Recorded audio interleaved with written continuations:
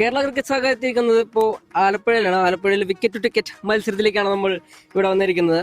അപ്പോൾ ആലപ്പുഴയിൽ first ball എറിയാനിപ്പോൾ Mahesh Polur, നമ്മുടെ മീഡിയ വണ്ട ബോളർ മഹേഷ് പോലൂർ റെഡിയിരിക്കുന്നത്. പാലക്കാട് വട്ടം കൊണ്ടു, പക്ഷെ അത് കഴിഞ്ഞിട്ട് ഒരെണ്ണം പോലും വിക്കറ്റ് കൊണ്ടിട്ടില്ല.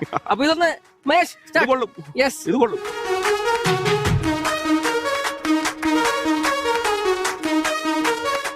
കൊണ്ടു കൊണ്ടു. അപ്പൊ ഇതൊരു തുടക്കം മാത്രം, അതൊരു തുടക്കം മാത്രം. റെഡി അല്ലേ? ഇതുപോലെ കൊള്ളിച്ചു കഴിഞ്ഞാൽ നിങ്ങൾക്ക് ടിക്കറ്റ് ഉണ്ടാവും കേട്ടോ. തുടങ്ങാം.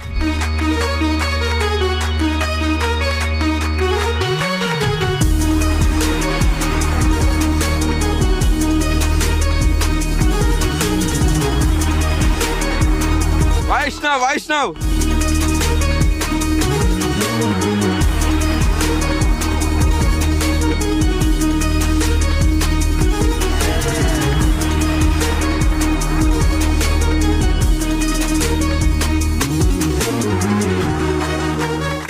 ലക്ഷ്മി.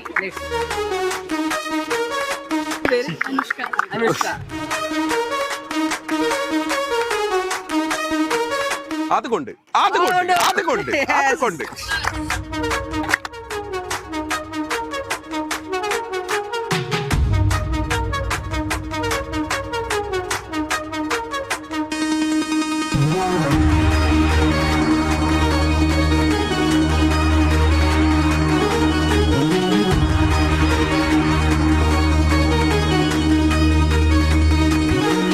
അഖിലിന്റെ കയ്യടി.